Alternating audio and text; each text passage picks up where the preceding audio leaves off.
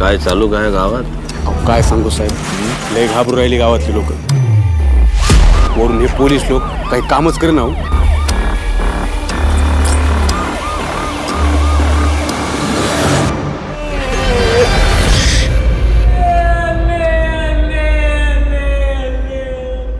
शूटिंगच्या वेळी खूप प्रॉब्लेम झाले किंवा पाऊस आला.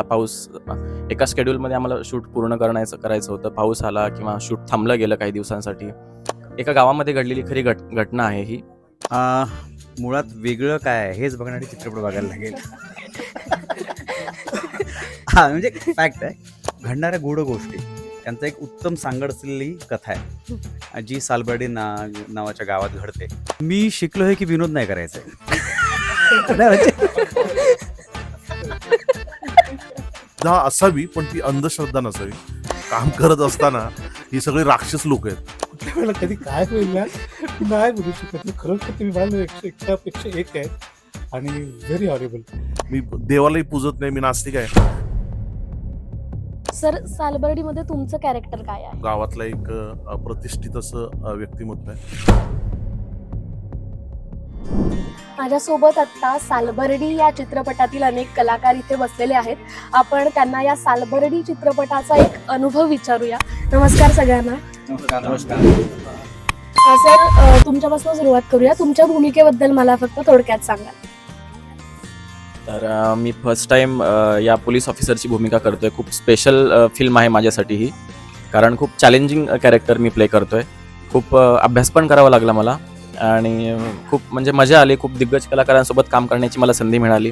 रमेश सरांनी जेव्हा मला कास्ट केलं तेव्हा मी खूपच म्हणजे हॅप्पी होतो. स्टोरी मला फार अशी काही माहीत नव्हती.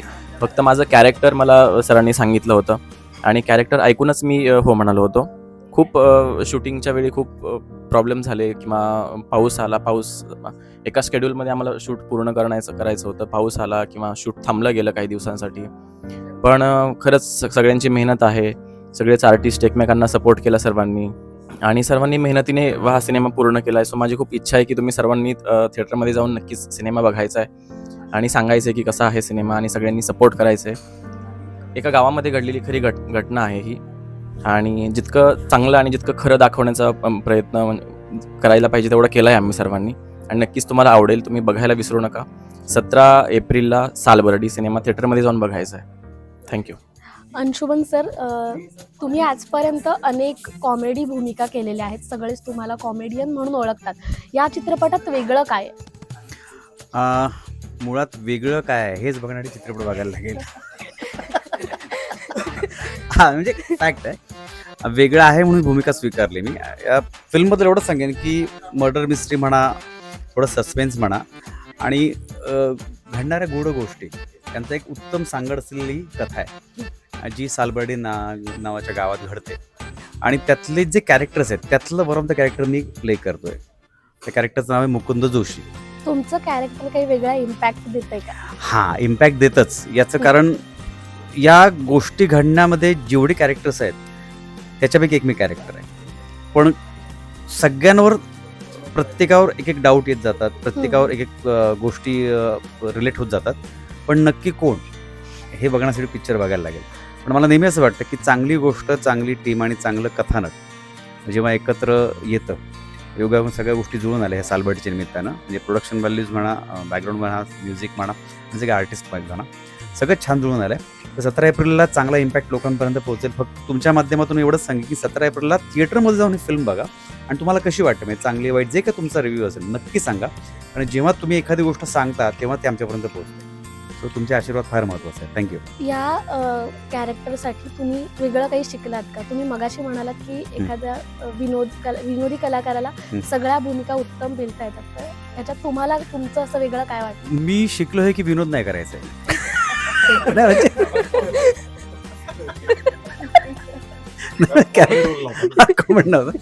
आणि असं आहे की एखादा आर्टिस्ट ना तो शिक्का असतो हा विनोदी कलाकार. परंतु मी माझी सुरुवातच सिरियस रोलपासून झाली. एकांकिका मनाकडे व्यावसायिकला वेगळ्या पद्धतीच्या भूमिका केल्या आणि रियालिटी शो वेगळे केले. त्यामुळे असं आहे की जी गोष्ट हिट होते ती लोकांपर्यंत पोहोचते. तर कदाचित ती बाजू लोकांना माहिती नसावी, आता माहिती पडेल या चित्रपटाच्या दृष्टीने.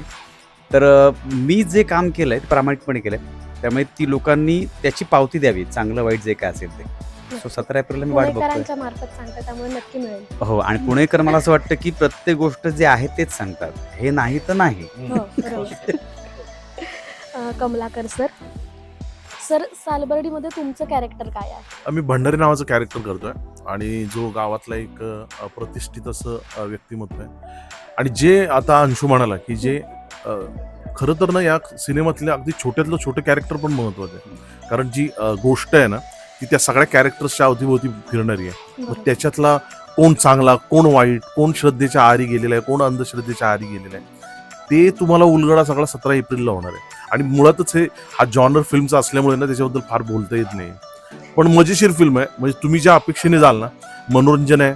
त्यात आम्ही उपदेश म्हणता येणार नाही, पण चिमटे काढून थोडंसं सांगण्याचाही प्रयत्न केलाय की श्रद्धा असावी पण ती अंधश्रद्धा नसावी, हे थोडंसं सांगण्याचा प्रयत्न केला. आणि लोकांचं मनोरंजन होईल याची गॅरंटी आम्ही देतो. त्याच्यामुळे 17 एप्रिलला जेव्हा सिनेमा रिलीज होईल तेव्हा बघाच. आणि पुणेकरांनी स्पेशली बघा, कारण पुणेकरांचं जे चोखंदळपणा आहे तो सर्वश्रुत आहे. त्याच्यामुळे त्यांनी जर आम्हाला पोचपावती दिली तर याचा अर्थ आमचा सिनेमा सगळ्यांनाच आवडेल अशी अपेक्षा आहे. त्याच्यामुळे जरूर 17 एप्रिलला बघा सालबर्डी. सर, सेटवर असे काही अनुभव आले का? आता पिक्चर हॉरर आहे, सस्पेन्स आहे, तर तुम्हाला असे सेटवर असे काही मुवमेंट झाल्या काय की ज्याने बापरे भीती वाटली खूपच? खरं तर मोठी भीती होती. हे सगळे नट काम करत असताना ही सगळे राक्षस लोक आहेत, कामाच्या बाबतीत म्हणतोय मी. तर त्याच्यामुळे त्यांचीच भीती वाटायची, कारण कोण कसं रिॲक्ट होईल. कारण जॉनर असा असल्यामुळे ना कधी कधी आम्हाला माहिती नसायचं की सीन मध्ये काय घडणार आहे. अचानक रिॲक्शन व्हायच्या. तर ते माझ्यासाठी, कारण मी भूत किंवा असं काही मानणारा माणूस नाही. मी फक्त माणसांना पुजतो.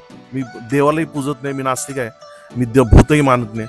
त्याच्यामुळे तेच माझ्यासाठी अनुभव होते. पण खूप या सगळ्यांबरोबर काम करण्याचं असं झालं, माझं नेहमी असं म्हणणं आहे की आपण ज्यांच्याबरोबर काम करत असतो ना त्यांच्यातलं काहीतरी आपल्या झिरपत असतं. तर तो एक फायदा मला झाला की मी आणखीन कलाकार म्हणून थोडासा आणखीन परिपक्व झालो. बस. तुमच्या भूमिकेत इमोशनल डेप्थ जास्त आहे का सस्पेन्स एलिमेंट आहे? नाही, ते नाही ना सांगता येणार सस्पेन्सचं. थोडंसं ती डेप्थ नाही, तुम्ही बघा 17 तारखेला. डेप्थ आहे, खूप डेप्थ आहे. कुठची ते माहित नाही. नाही, का तीच आम्ही जाऊन ती बघायचं? ते प्रेक्षकांनी बघायचे. आणि सगळ्यात महत्वाचं म्हणजे आमचे जे डिरेक्टर आहेत ना त्याच्या कामात खूप डेप्थ होती. कारण त्याने आम्हाला सांगितलं होतं, म्हणजे आता जसं सगळेच म्हणतायत की अजिबात शून्य युगो असलेला माणूस, की आम्ही जे एखादं सजेशन दिलं तर तो आम्हाला करा असं म्हणायचा. फक्त किती करा एवढं सांगायचं, कारण आम्हाला करा म्हटल्यावर आम्ही सुरूच व्हायचो. त्याच्यामुळे तेवढं फक्त तो कंट्रोल करायचा. तर पण मी एवढंच म्हणू इच्छितो की एवढे सगळी लोक, सगळी पॉझिटिव्ह एनर्जी असलेली लोक, आमचा डिरेक्टर, आमचे प्रोड्युसर, सगळे कलाकार, ते सगळी पॉझिटिव्हिटी ना त्या फिल्ममध्ये रिफ्लेक्ट झाली आहे. आणि ती बघताना तुम्हाला नक्कीच आवडेल. तर तुम्हाला पॉझिटिव्ह व्हायचं असेल तर 17 एप्रिलला आमची सालबर्डी नक्की बघा. गिरी सर, तुम्ही चित्रपटाबद्दल आणि तुमच्या कॅरेक्टरबद्दल.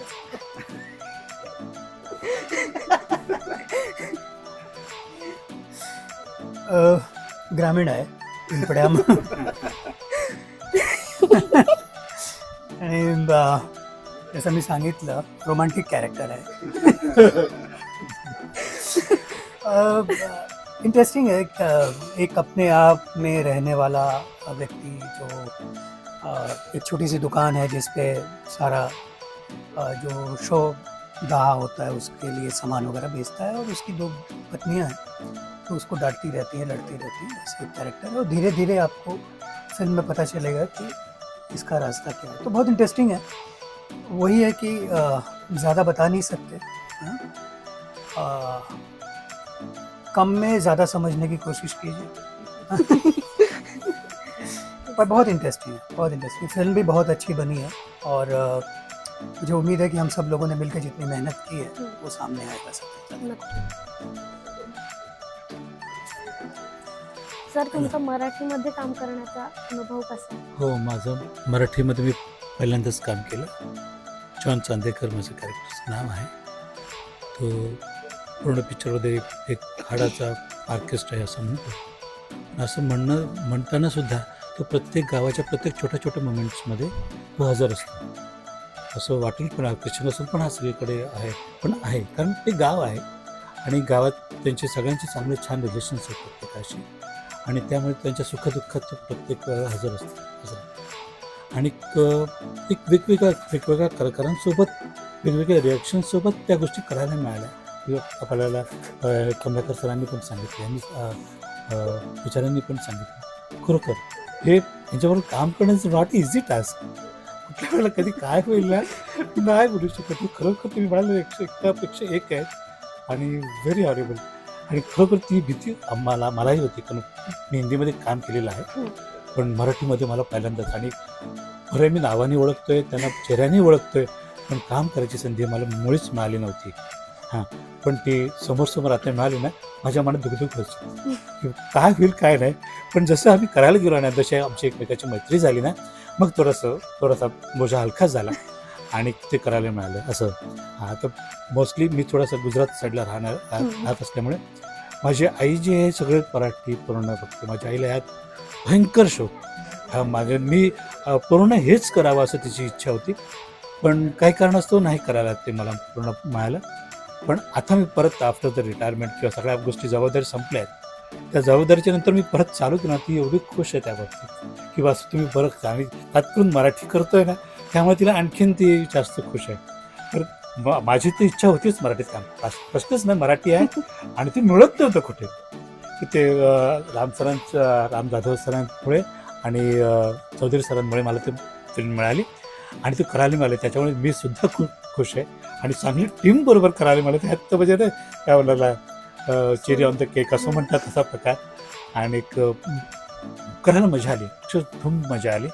मी खुश आहे माझी आई खुश माझी फॅमिली खुश आहे त्याच्यामध्ये. आणि खरोखर मजा येईल की जर झालं आहे म्हणजे छान होईल. 17 तारखेला बघायला नक्कीच मजा येईल. हां मला समोर घड्याळ दाखवत आहे त्याच्यामुळे